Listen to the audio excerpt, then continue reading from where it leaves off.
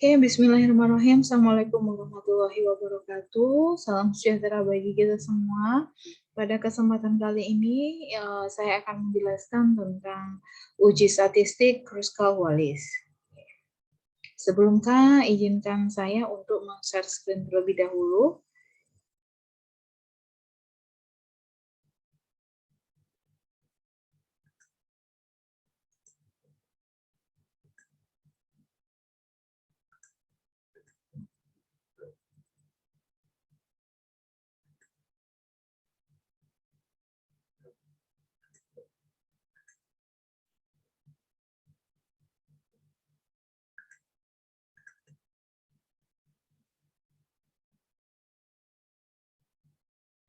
Oke, bisa dilihat di sini ya untuk PowerPoint-nya. Oke, saya akan menjelaskan terlebih dahulu di mana uji Kruskal-Wallis itu termasuk uji lebih dari 2 sampel. Di mana K-sampel ini adalah uji secara non-parametrik. Gitu ya. Oke, uji K-sampel ini atau uji Kruskal-Wallis ini dimaksud lebih dari 2 sampel, berarti bisa terdiri dari 3 atau 4, gitu ya, atau lebih dari itu. Kemudian poin yang kedua, ada berapa macam uji lebih dari 2 sampel ini, yaitu ada 2, jika uji K-sampel bebas dan uji K-sampel berhubungan. Kemudian yang ketiga, apa yang dimaksud dengan uji K-sampel? K-sampel dikatakan bebas jika K-sampel tersebut diambil dengan cara random, gitu ya. Oke, selanjutnya uji statistik non-parametrik itu umumnya digunakan pada jenis data nominal dan ordinal. Kemudian dapat digunakan pada populasi yang bebas, ya, artinya bisa distribusinya normal atau tidak normal. Keunggulan statistik non-parametrik, kalau ada keunggulan pasti ada kelemahan, gitu ya. Uji statistik non-parametrik, keunggulan yang pertama adalah tidak membutuhkan asumsi normalitas. Yang kedua, secara umum metode statistik non-parametrik ini lebih mudah dikerjakan dan lebih mudah untuk dimengerti. Yang ketiga, statistik non-parametrik ini dapat digantikan untuk data numerik, ya, baik nominal ataupun ordinal. Yang keempat, tidak dibutuhkan urutan karena sering dijumpai hasil pengamatan yang dinyatakan dalam bentuk kualitatif. Kemudian pengujian hipotesis pada statistik non-parametrik ini dilakukan secara langsung pada pengamatan yang nyata. Yang terakhir, walaupun statistik non-parametrik ini tidak terikat ya pada distribusi normal, tetapi ini bisa digunakan pada populasi yang distribusinya normal. Kemudian kekurangan dari statistik non-parametrik ini. Ya, artinya setiap uji itu pasti ada kelebihan dan kekurangan. Nah, ini untuk Kruskal-Wallis atau khususnya pada di non-parametrik. Gitu ya. Yang pertama, statistik non-parametrik itu terkadang mengakibatkan beberapa informasi tertentu. Mengabaikan, gitu ya. Nah, kemudian yang kedua, hasil uji hipotesis dengan statistik non-parametrik ini tidak setajam uji statistik parametrik. Yang ketiga, hasil statistik non-parametrik ini tidak dapat diekstrapolasikan ke populasi studi seperti pada statistik parametrik. Ya. Ini pemilihan untuk uji statistik non-parametrik, gitu ya. Jadi tabelnya adalah 2x2, gitu ya, atau lebih bisa 3x3, begitu. Kemudian bentuknya kalau ordinal, gitu ya. Nah, salah satu syaratnya tidak terpenuhi, artinya datanya berdistribusi tidak normal. Maka uji yang dipilih adalah uji Kruskal-Wallis. Oke, untuk uji Kruskal-Wallis itu adalah uji alternatif dari ANOVA. Ya, kalau uji ANOVA itu kalau di uji normalitas dia distribusinya harus normal. Ya, kemudian tipe skalanya interval atau rasio.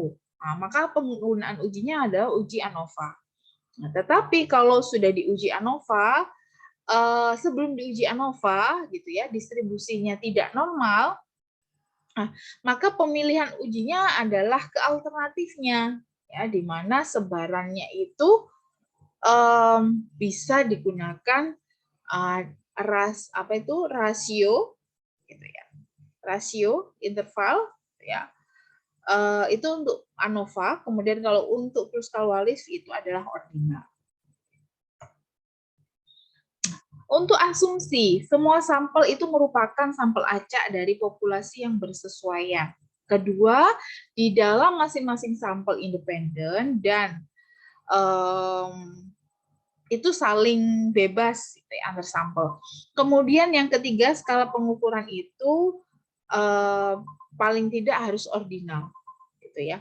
Kemudian prosedur untuk menentukan hipotesis ada H0 dan H1, ya. Kalau H0 semua min K perlakuan itu sama atau tidak ada pengaruh perlakuan. Kemudian yang H1 tidak semua min K perlakuan itu sama.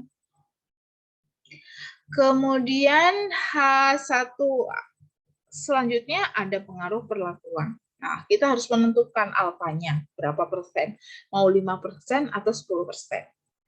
Nah, rumus untuk perhitungan K sampel. Di sini ada rumus yaitu H sama dengan 12 dibagi dengan N dikalikan dalam kurung N plus 1 dikalikan K sigma I dikalikan RI kuadrat dibagi N dikurangi 3N plus 1.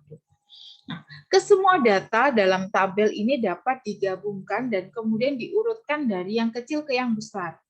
Jumlah ranking dari masing-masing perlakuan ya itu masuk ke rumus statistik uji H. Ini kalau perhitungannya manual. Gitu. Oke, di sini ada keputusan ya. Oke, keputusan di sini ya. Jika tolak H0, jika H0 ditolak, gitu. Jika H lebih dari X kuadrat, kemudian alfa dikalikan K-1, gitu ya. Atau jika P-value ya lebih dari P-value-nya lebih dari 0,05 maka H diterima. Kemudian kalau P-value kurang maka H ditolak. Oke. Selanjutnya ini ada contoh kasus Kruskal-Wallis ya, di mana contoh di sini memperlihatkan seseorang supervisor penjualan TV ya. Nama CV-nya di sini adalah terang benderang, dia ingin mengetahui apakah ada perbedaan penjualan TV tersebut pada penjualan di Surabaya dan sekitarnya. Pada Sidoarjo, Gresik, dan Surabaya. Untuk itu diambillah sampel berupa data penjualan TV pada outlet penjualan dengan hasil sebagai berikut. Outletnya ada 5, gitu ya. Lakukan analisis dengan nilai alfa 5%. Nah, dari hasil analisis perhitungan manual, ini tabel rankingnya, di mana jumlah N-nya itu ada 14. Ya. N1 ada 5, N2 ada 5, N3 ada 4. Datanya harus diurutkan. Ada Sidoarjo, Gresik, sama Surabaya. Sidoarjo dengan tanda merah, Gresik biru, Surabaya hijau. Nah, dari tabel yang diurutkan, hasil nilai rank yang diurutkan ini ya itu dimasukkan dan di ranking ya di Sidoarjo. Kemudian dari hasil ranking ini ya di rankingkan ini itu dijumlahkan, ketemulah 22, ketemulah 37, ketemulah 46 di Surabaya. Ya. Kemudian dari hasil pengukuran secara manual ini, ya, maka didapatkan hasil hanya itu adalah 6,4. Ya, hasil hanya 6,4. Kemudian untuk alfa 5%, ya. Ini ada X hitung, H di sini adalah X hitung.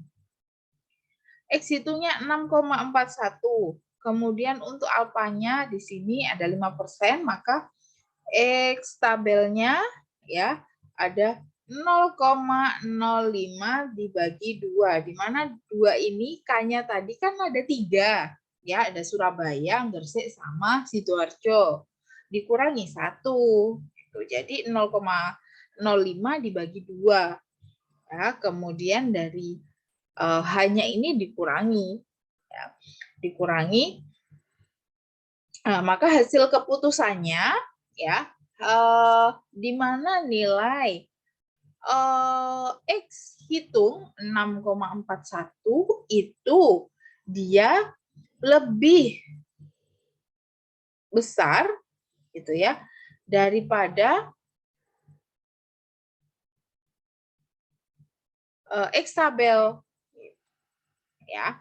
Nah, jadi 5,99. Jadi keputusannya adalah H0 ditolak. Jadi kesimpulannya terdapat perbedaan. Ya, rata-rata jumlah penjualan TV di ketiga kota tersebut. Ya, jadi terdapat perbedaan. H0-nya ditolak. Ya, di mana ada X hitung ya lebih besar daripada X tabel. Oke. Tuh. Kemudian kalau pengerjaan menggunakan SPSS kita share gitu ya. Sekarang saya stop terlebih dahulu ya, kemudian nanti kita akan praktik menggunakan SPSS-nya.